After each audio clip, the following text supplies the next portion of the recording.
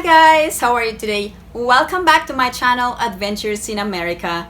If you're new to my channel, my name is Jocelyn, and for today's topic, we are going to discuss the latest travel restrictions in the Philippines. Are the eligible passengers to the Philippines? First, Filipinos. Filipinos have the right to travel. Second, dual citizens. Dual citizens are those who possess another citizenship and can come to the Philippines provided they must have a foreign passport or a Philippine passport, or if there's no Philippine passport, must bring the dual citizenship document. There are 3 pages to the dual citizenship documents. Another set of passengers are former Filipinos. Former Filipinos can travel to the Philippines whether traveling alone or whether traveling with their foreign spouse or foreign children. If traveling with a foreign spouse or foreign children, the foreign spouse and foreign children can also avail of the Balikbayan visa, which is valid for 1 year visa-free in the Philippines. Here are the only foreign nationals who can travel to the Philippines provided you secure a valid and existing visa at the time of your entry. First, if you are a foreign spouse and your Filipino spouse in the Philippines, you must have an entry visa from a Philippine consulate abroad. Also, if you are a foreign parent, it doesn't matter if you are traveling with a Filipino child or if the Filipino child in the Philippines, all foreign parents must secure an entry visa from a Philippine consulate abroad. Another set of foreign nationals allowed are children or foreign children with special needs of Filipinos. The foreign parent must have a visa, and also foreign parent of Filipino children with special needs regardless of age. This foreign parent must have a valid visa. Other foreign nationals are accredited foreign government and international organization officials and their dependents, foreign airline crew members, foreign seafarers with 9C visa, and also immigrant visa holders 13A, 13B, 13C, 13D, 13E, and 13G. And another type of special resident and retirees visas are also eligible to travel in the Philippines. Now let's talk about the quarantine procedures. If you are vaccinated in the Philippines and if you are coming from a green lane country, the pre-booked hotel can only be for 7 days. However, if you are unvaccinated or if you are not coming from a green lane country, your hotel booking should be for 10 days. Please remember, a pre-booked hotel quarantine is required before boarding the plane. Otherwise, you will be denied entry. There are also new rules regarding the traffic light system of countries such as those coming from yellow list or red list. Now, based on the latest press release from the Bureau of Immigration, there's actually one country or a territory that is included in the travel ban, and that is Bermuda. And this travel ban is effective from October 1st to October 15th. So that means all passengers coming from this Bermuda territory shall be denied entry in the Philippines if you're coming here within the last 14 days, except those who are transit passengers or those who are Filipinos under the repatriation program of the government. Now, the Bureau of Immigration also released 49 countries included in the green list, which means that if you are an eligible passenger and you are coming from any one of these countries in the last 14 days, but if you're only a transit passenger, you will not be entitled to the 7 days of hotel quarantine. The green list is for those passengers who will be able to avail of the shortened quarantine of 7 days, and you must be in these countries in the last 14 days. So the new green list countries, there are actually 49 countries, and it will be effective from October 1st until October 15th unless removed or renewed by the government. So here are the list of countries. Please remember that the green list or the yellow list or the red list, I think the government is just putting more rules that are more confusing. Please remember, always pre-book your hotel for 10 days because the green list is always changing. Another new rule is that you must register at least 24 hours through the Onehealthpass, and this is for quarantine purposes. Here is the quick checklist of requirements before traveling to the Philippines.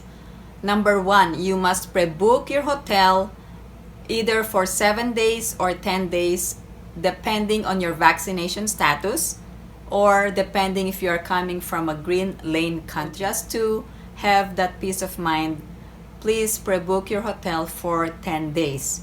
Also, if you don't have a pre-booked hotel for 10 days, you will be denied boarding. Another requirement is that 24 hours before your departure from your foreign country to the Philippines, you must have or register through the Onehealthpass and present the QR code. Also, you must download the Traze mobile application for contact tracing. Regarding the health protocols, of course, you must wear a face mask and a face shield. You must download the Traze mobile application, and also the ECIF form must be completed before flying to the Philippines. For those of you who are flying through PAL, there is a separate ECIF for PAL passengers. Also, if you're flying through the Cebu airport, there is a separate ECIF form for Cebu passengers. Now, for all other non-PAL passengers or those who are flying through a foreign airline, you must register through the padlab.ph for COVID testing. Please remember that there are now 6 ports of entry in the Philippines: Manila, Cebu, Clark, Lawag, Subic, and Davao. Please be aware of the specific requirements for each of these port of entries. Now, there is an important reminder for those non-overseas Filipino workers or those non-Filipino passengers on Middle East flights to Manila. So if you're coming from Middle East and if you are going to Manila, your flight will arrive at the Ninoy Aquino International Airport Terminal 1. Your RT-PCR test will be administered by the DOH-accredited PAD lab. Now, if you are traveling through PAL or Philippine Airlines and you are going to Cebu, there is a separate ECIF or Electronic Case Investigation form for Cebu passengers.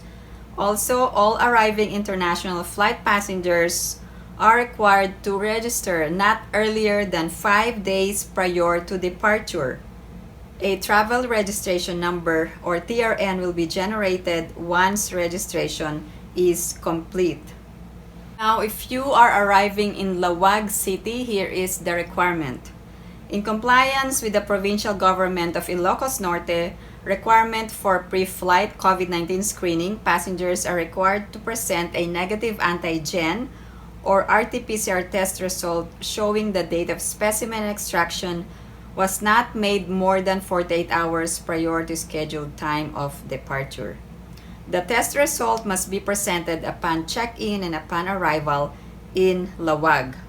For those arriving in Davao, in compliance with the Davao LGU requirement for pre-flight COVID-19 screening, passengers are required to present a negative RT-PCR test result showing the date of specimen extraction was made not more than 72 hours prior to arrival in Davao. The test results must be presented upon check-in and upon arrival in Davao. For those arriving in Subic, you must register through the ECIF Red Cross for your COVID testing. Now, if you are an overseas Filipino worker, make sure to register through the balikpinas.ph or the OWA Oasis program of the government so you can avail of the free hotel, transportation, COVID testing, and food. I will send the link in my description for all of this information. For all passengers coming from a green lane country, there are strict rules that must be complied with if you are going to avail of the shortened 7 days of hotel quarantine. First, the port of origin is a green list country or territory. Number 2, you must stay exclusively in a green list country in the last 14 days prior to arrival in the Philippines. Number 3, you are fully vaccinated whether in the Philippines or abroad. And number 4, the vaccination status can be independently verified or confirmed by Philippine authorities as valid and authentic upon arrival. Now, if you are coming from a green lane country and you tested negative, you will be released on the 8th day and you should continue your home quarantine for the remaining 7 days at home. Now, there is a strict requirement regarding vaccination verification. Now, here are the rules. First, for overseas Filipino workers and their spouse, parents, and or children traveling with them, including the foreign spouse of an overseas Filipino worker, you must secure a certification from the Philippine Overseas Labor Office in the country of origin. Now, for Filipinos and foreigners fully vaccinated in the Philippines, either the LGU or hospital vaccination card or local government unit issued vaccine certificate, provided this can be verified or confirmed by border control authorities or BOQ issued international certificate of vaccination. Or if you're a Filipino and a foreigner fully vaccinated abroad, the certificate of vaccination issued by the health authorities of the place of vaccination must be independently confirmed or verified by Philippine authorities as valid or authentic.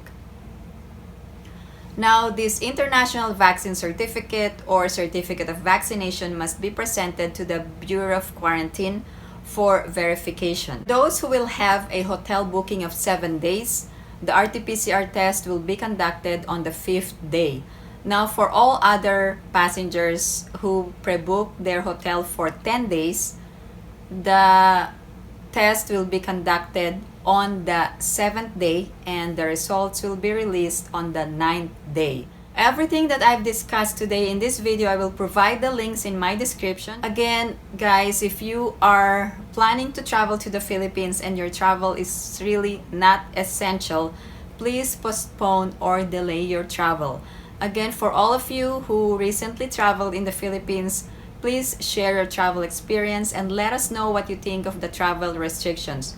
Also, you can include your local government unit and also the travel restrictions pertaining to the local area. Again, thank you guys for tuning into my channel. If you have any other questions or comments, please post them down below and I will get back to you as soon as I can. Again, thank you guys for tuning into my channel. I hope everyone is staying safe and have a great day.